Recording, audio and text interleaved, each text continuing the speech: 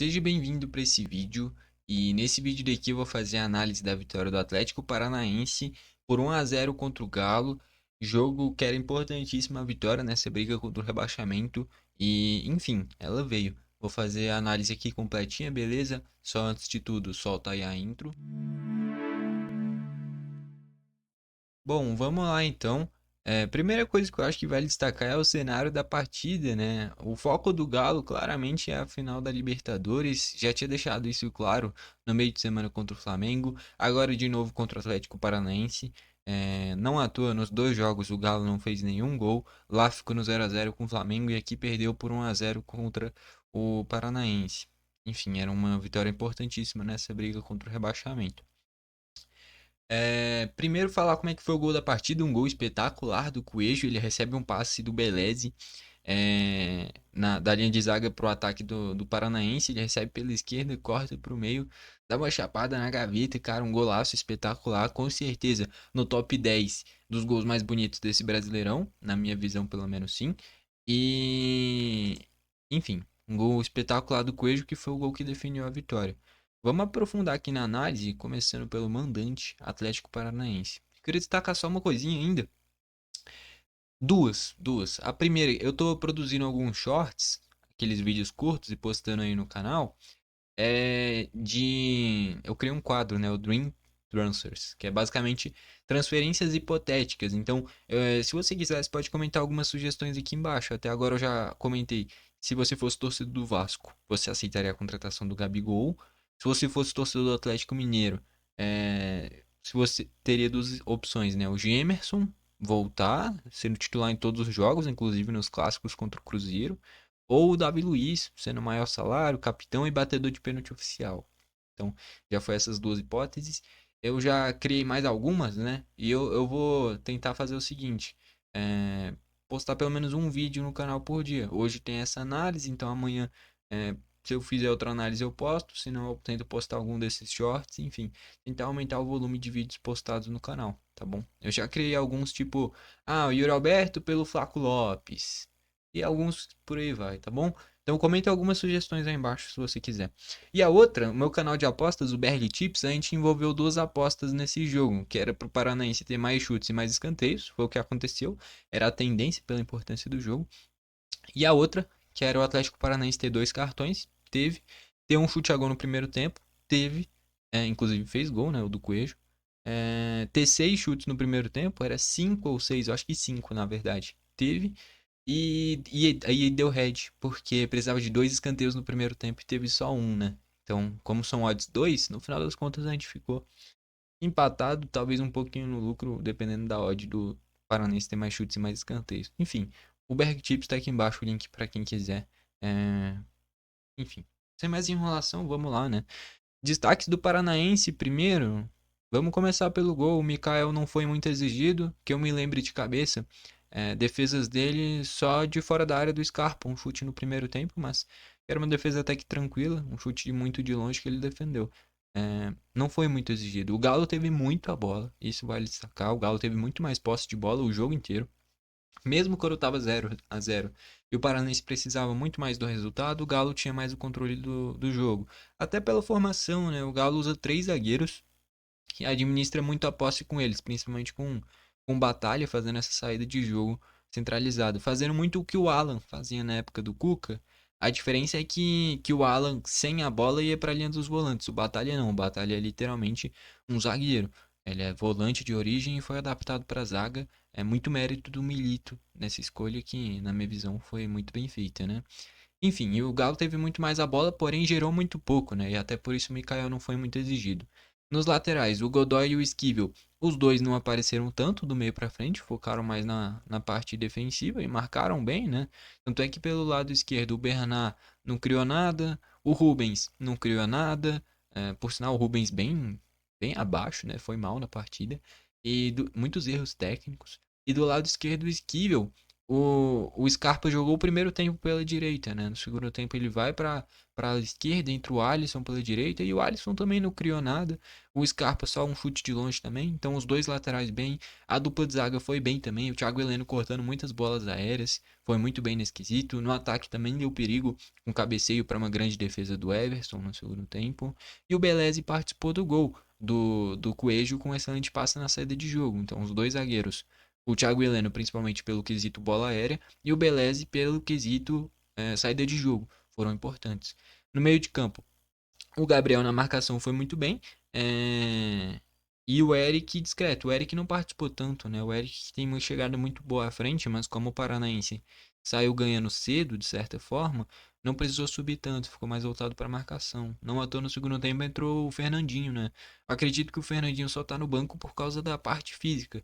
Não porque ele tá machucado, mas porque ele tá indo pra reta final de carreira mesmo. É um cara que é muito acima da média, tem uma qualidade de passe, de visão de jogo espetacular, mas não tem mais o mesmo físico para acompanhar os 90 minutos, né? Então acho que a utilização do Fernandinho tem que ser muito inteligente. Ou você utiliza ele só até uns 10, 15 do segundo tempo e é isso, ou você coloca ele para jogar a partir de uns 20, 25 e administra mais o jogo, tem uma qualidade no passe maior e também ele marca muito bem, ele só não vai aguentar por muito tempo, né? Naturalmente pela parte física, pela idade, mas um cara que é acima da média. Do meio pra frente, o Coelho, pra mim, o craque da partida, jogou demais. Se, no campo hipotético, o Pablo tivesse em um dia inspirado, em um jogo inspirado, o Coelho teria dado pelo menos mais uma ou duas assistências. Porque teve uma chance que ele dá um cruzamento espetacular no primeiro tempo. Com o Pablo atacando as costas da defesa e o Pablo finaliza pra fora, dando um carrinho. Teve mais dois ou três cruzamentos que o Coelho dá cruzamentos que a bola passa. Porra, literalmente em frente à pequena área e não tinha o centroavante bem posicionado. Então, assim, se fosse um centroavante em uma fase boa, o Coelho não teria feito só um gol. Teria feito esse gol, teria dado pelo menos mais uma ou duas assistências. O jogo do Coelho foi espetacular. Boas jogadas de drible, puxando contra-ataque. Para mim, disparado o craque da partida. Naturalmente, pelo gol do jogo também. O Coelho, para mim, é o craque da partida. Um jogo espetacular. No meio de campo, o Nicão. É... Muitas vezes o Nicão caía pra ponta direita, né? O Julimar saiu machucado. E acabou que. Saiu muito cedo, machucado, né?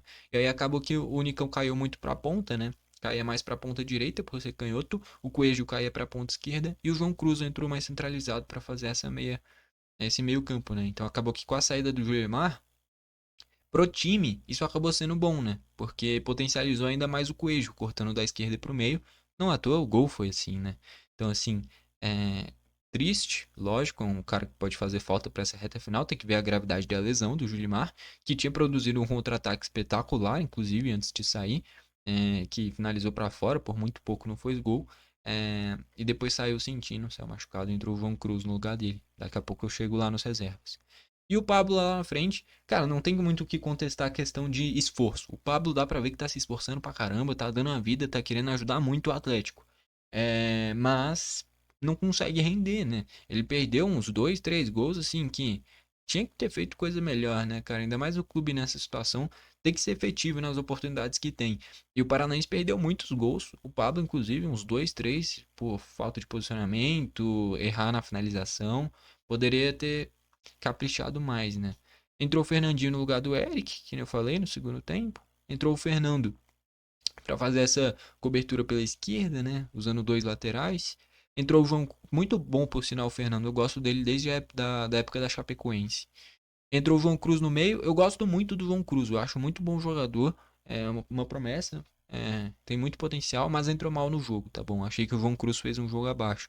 Muitos erros técnicos, não conseguiu desenvolver as jogadas. Achei que ele entrou mal. A mexida acabou sendo boa pro Atlético, porque, que nem eu falei, com a entrada dele, o Nicão cai do meio para a ponta direita e o Coelho sai da ponta direita e vai para a ponta esquerda, onde estava o Julimar. E o gol do Atlético Paranaense é assim, né? Pela ponta esquerda com o Coelho. Então acaba que o João Cruz não fez um bom jogo, mas a entrada dele potencializou o Coelho, que foi o grande destaque do jogo. Entrou o Christian também na reta final, ali no lugar do Nicão, para ter um volante a mais na para ajudar na parte defensiva, né? O próprio João Cruz entrou e depois saiu na reta final, né? Enfim, destaques do Galo agora. Cara, o Everson, de novo, o Everson vem de jogos, eu diria que já faz um mês que ele vem sendo o principal jogador do Atlético. Se não fosse ele, teria sido uma goleada no jogo de volta contra o Flamengo. Na própria ida fez boas defesas. No meio de semana no Brasileirão pegou muito, pegou pênalti, salvou o Atlético também. Então, nesse jogo fez uma defesa muito boa em um cabeceio do Thiago Heleno. Então, o Everson vem sendo fundamental para o Atlético. O Atlético pode até, torcedor atleticano, pode até questionar algumas posições, mas o gol, de fato, não vem sendo um problema. O Everson vem pegando muito, além de que é um zagueiro que técnica, um zagueiro não, um goleiro, e tecnicamente é muito bom, tem uma saída de jogo muito boa. Eu não acho exagero se o Galo for campeão da Libertadores, o Everson merecer convocação, não para ser titular, talvez nem é reserva imediato, mas o terceiro goleiro talvez seja válido. Porque ele vive um momento muito bom, vem salvando o Atlético, jogo após jogo, vem muito bem o Everson. Além de pegar muito, ainda tem uma saída de jogo muito boa. A linha de defesa com o Lianco, Batalha e Saravia. Acabou que no segundo tempo saiu o Saravia e entrou o Mariano, né? O Saravia tem mais energia, tem mais velocidade, mas tecnicamente o Mariano contribuiu mais, né? O Mariano cruza melhor, é tecnicamente melhor e deu mais perigo dessa forma, né? Mas lógico, se tivesse espetado mais os contra-ataques nas costas do Mariano, o Atlético poderia ter encontrado mais espaços, porque o Mariano não tem a mesma velocidade do Saravia. O Batalha, eu achei que o Batalha foi importante nessa orientação da saída de jogo, né? Escolher a tomada de decisão certa. Eu gosto bastante do Batalha, é muito bom jogador.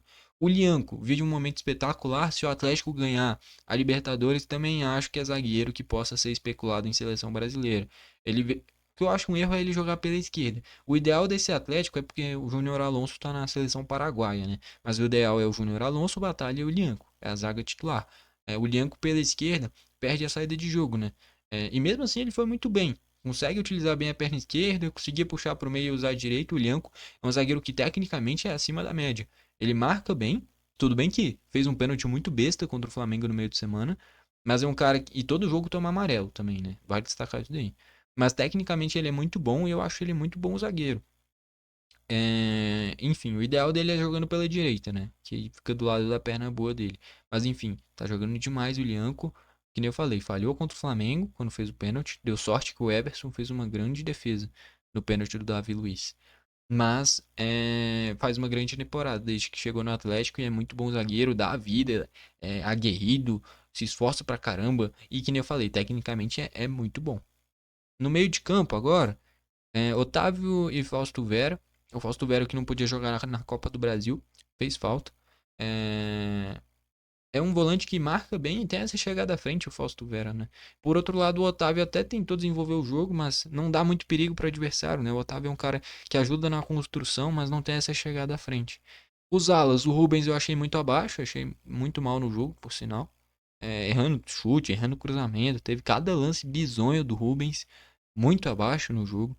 E na direita o Scarpa sempre dando perigo. No segundo tempo ele faz uma ala pela esquerda, né, para não tirar ele, e o Alisson entra ali fazendo aquela função. Achei uma boa mexida, por sinal. Mas enfim, o Scarpa tentou muitas finalizações, os cruzamentos, mas acabou não sendo muito efetivo. Na frente, o Bernard, acho que até uma utilização que seria interessante seria talvez o Bernard fazendo essa ala pela esquerda e utilizando o Paulinho desde o início. Paulinho, Hulk e Davidson. Não sei porque o Paulinho começou no banco, não sei se foi por opção para dar ritmo pro Bernard ou se estava, sei lá, poupando, não sei por quê, mas eu acho que seria interessante talvez. Só que, lógico, fica muito ofensivo um time usando o Bernard como ala esquerda. E eu tenho uma dúvida, cara, pro torcedor atleticano. O Bernard, ele é destro ou canhoto, cara? Porque é incrível. A memória que eu tenho do Bernard é o Bernard canhoto. Tanto no meu FIFA 19, quando eu jogava no Everton, o Bernard era canhoto. Lá tava escrito. Tava escrito, era canhoto. Só que todo jogo do Galo que eu assisti que o Bernard jogou, o Bernard sempre usa a perna direita. Pra tudo. Então, assim, ou ele é ambidestro, ou ele enganou muita gente falando que era canhoto. Porque ele sempre usa a direita, cara. É impressionante. Eu queria saber qual que é a perna predominante do Bernard, se ele é ambidestro mesmo. Porque a memória que eu tenho dele é dele ser canhoto. Mas quando eu assisto, pô, ele tem muita característica de jogador destro. Enfim, quem souber comenta aí, se o Bernard é destro ou canhoto. Enfim, e o Hulk até tentou, deu um passe ou outro interessante, tentou umas finalizações de longe, mas não gerou muito perigo. E o Davidson, coitado, também, só tentando casquinha e tal, mas pô, não recebeu uma única chance clara. Depois entrou até o Allan Kardec no lugar do Davidson. O Allan Kardec tem um físico melhor para essas bolas aéreas, fazer talvez um pivô, mas não tem a mobilidade do Davidson, né? O Davidson ataca melhor as costas dos defensores, tem uma qualidade no passe melhor. Acabou que foi uma troca que era até interessante pelas características que o jogo ia se moldando, mas que também não deu muito resultado, né? Entrou o Paulinho flutuando ali no lugar do Bernard, não criou muito. O Allan Kardec fazendo uma referência também não criou muito. O Igor Gomes entrou no lugar do Otávio. Aliás, ele entrou no lugar do Bernard, né? O Paulinho que entrou no. O Paulinho entrou no lugar do Bernard e o Igor Gomes. Quê? O que eu tô falando? Não, calma aí. Deixa eu raciocinar melhor. O Alisson no lugar do Rubens, que o Scarpa foi pra direita e o Alisson. O Scarpa foi pra esquerda e o Alisson pra direita. O Mariano entrou no lugar do Saravia. O Allan Kardec entrou no lugar do Daverson. O Paulinho entrou no lugar do Bernard. E o Igor Gomes entrou no lugar do Otávio. Só que eu tenho a memória de sair o Bernard e entrar o Igor Gomes. Eu acho que o Paulinho entrou no lugar do Otávio. Mas enfim, o fato é que entraram para fazer essas funções. A utilização do Igor Gomes basicamente como um segundo volante, eu acho interessante. Ele de origem é um meio-campista, um cara que é o camisa 10, entre aspas, né? Mas eu acho que como segundo volante ele pode render mais, porque nesse time do Galo essa competição do meio para frente é muito forte. E o Igor fazendo essa função de segundo volante, eu acho que pode render nesse time do Galo. Acaba que foi muito discreto ao longo da temporada, não à toa é reserva. O Mariano entrou na direita, o time ganhou mais na construção. E o Alisson, acho que o. Cara, quem viu a análise aí que eu fiz de Venezuela e Brasil, a mesma crítica que eu fiz pro Savinho, também, revelado no Galo, e pro Vinícius Júnior. É a mesma pro Alisson. Vários momentos ele não teve noção de quando era para ir pro X1, quando era para ir pro drible e talvez arriscar perder a posse, e de quando você tinha que manter a posse e fazer o jogo rodar, de um lado pro outro até encontrar espaço. Muitas vezes ele não teve essa noção, tentava drible e errava, tentava um domínio diferente e errava, então às vezes faltou ter uma noção do que fazer no momento certo, né? A tomada de decisão. E perdeu algumas posses, acaba que isso no final das contas não muda o placar, mas seriam volumes de jogo, seriam opções de ataque do Galo que poderia ter tido a mais se tivesse administrado melhor as jogadas que ele teve. Então, é muito dos pontas, no geral. Não digo nem só a ponta brasileira, é pontas da posição mesmo. Saber qual é o momento certo de você ir pro X1, ir pro drible, e qual é o momento de você ameaçar ir pro fundo, ameaçar ir pro drible e recomeçar a jogada. Porque tem momentos que você força uma jogada que não precisa, você perde alguma jogada que você não precisava perder, e. Enfim, no geral é isso. Algumas tomadas de decisão nesse quesito de saber quando ir pro drible e saber quando voltar a jogada, girar para outro lado e continuar com a bola, tá bom? No geral, acabou não conseguindo criar muita coisa, mas é muito bom jogador. É um cara que. Essa jogada do X1 do drible, porra, é o único que o Galo tem, né? O Palácios também tem essa característica. Mas o principal é o Alisson e o Palácios, são os únicos. Porque o Scarpa não é o cara do drible, o Bernard não é o cara do drible, o Hulk não é o cara do drible, o Davidson também não, o Paulinho também. Poderia ser, mas não é, porque é um cara que é muito forte fisicamente. Então ele usa muito a força do que necessariamente a velocidade e o drible, né? Esses caras é o Alisson e o Palácios, que tem no elenco do Galo. De opção para esse jogo, pelo menos sim. Estatísticas: 17 chutes do Paranaense sendo 5 a gol, 13 do Galo sendo 3 a gol. A posse de bola: 30 do Paranaense, 70% do Galo. Então o Galo, que nem eu falei, teve muito mais a bola, mas faltou gerar volume de jogo. Então, o Paranaense tendo menos a bola, teve mais chutes a gol, mais escanteios, tudo isso tendo bem menos da bola, né? O Paranaense era mais direto, e isso gira muito em torno do gol, né? Fazendo o gol, o Paranaense não tem por que ficar lá em cima se expondo, né? Então, se defende e explora os contra-ataques, principalmente o Coelho, que estava em um jogo inspirado. Mas faltou mais volume de jogo, o Galo gerar mais oportunidades, que nem eu falei. Defesa do Mikael, eu só me lembro de um chute do Scarpa, que era um chute tranquilo, não tinha nem como tomar aquele gol. Então, chances claras, o Galo não criou quase nada. Em compensação, o Everson fez defesa em cabeceio do Thiago Heleno, enfim, o jogo no geral teve poucas chances claras. Acabou que o Coelho arranjou um golaço que foi o que definiu a vitória, né? Faltas: 11 do Paranaense e 10 do Galo, tendo 2 amarelos para cada lado. Escanteios: 4 para o Paranaense, sendo 3 para o Galo. No primeiro tempo teve um único escanteio, que foi para o Paranaense. Ficou 1 a 0 em escanteios. Com esse resultado, o Galo na 10ª colocação com 42 pontos, já fazem pelo menos 5 jogos que não ganham, né, no Brasileirão. E o Paranense na 14ª com 37 pontos. O que eu fiquei surpreso foi quando o Paranaense perdeu pro Vitória em casa, velho. Isso pra mim foi inacreditável. Deu uma sobrevida pro Vitória e em compensação foi um jogo tenebroso pro Atlético ter perdido, né? Confronto direto, jogando em casa contra uma equipe que é mais fraca e conseguiu perder. E agora dá essa volta por cima e ganha do Galo pra dar uma sobrevida nessa reta final de Brasileiro. Tem alguém com jogo atrasado ainda? Não, todo mundo em quantidade de jogos iguais. Então ninguém tem mais esse discurso, tem jogos a menos, por isso eu tô mal na tabela. Não tem mais isso. Eu acho que no geral é isso. O craque da partida pra mim é o Coelho. Quem quiser comentar aí embaixo pra quem é, para quem você, como é que eu posso formular essa frase? Pra você, quem foi o craque da partida, né? E o que eu posso falar? O Galo não vai ganhar o Brasileiro. O Galo, acho que nem Libertadores pega pelo Brasileiro também. Talvez é porque o Flamengo ganhou a Copa do Brasil, vai abrir pelo menos um G7. E o Botafogo, se ganhar, abre um G8. É importante o Galo não. Cara, são 4 pontos pro Bahia se abrir um G8. É totalmente plausível. É um Bahia que também não vem bem. O Rogério Ceni, por mim, poderia ter sido demitido já faz um tempinho. O Marcos Felipe tomando um frango atrás do outro. Esse Vasco também não tem nada demais. Se o Galo ganhar alguns joguinhos aí, antes da final da Libertadores, garante pelo menos se perder lá uma vaga na pré-Libertadores, né? Enfim, o foco total do Galo é na Liberta, né? Rebaixados, o Goianiense já foi, né? O Cuiabá pra mim já foi também. Fica muitos em aberto, né? Bragantino, Juventude, Criciúma, Fluminense, Paranaense, Vitória, Grêmio, Corinthians, Vasco. Cara, todo mundo tem chance. Até o Galo tem chance de ser rebaixado. Mas eu acho que, cara, eu vou falar até o Vitória, tá bom? Acho que até o Vitória. O Grêmio e o Corinthians eu acho que não. Sei lá, velho. Rebaixados pra mim é o Goianiense, o Cuiabá. Tem que ver esse Criciúma. Fluminense, essa situação do Marcelo pode se complicar na reta final. O Paranaense, o Pablo vive uma fase técnica ruim, então isso pode fazer falta. O Vitória embalou uma fase boa, né? Mas perdeu o confronto direto pro Corinthians, isso pode fazer falta lá na frente. Cara, essa parte de baixo da tabela vai pegar fogo até o final. E lá em cima é Palmeiras ou Botafogo, né? Até o Fortaleza, mas eu acho que o Fortaleza não vai ter gás até o final. Enfim, esse Brasileirão ainda tem muita coisa pra acontecer nessa reta final. Tá bom?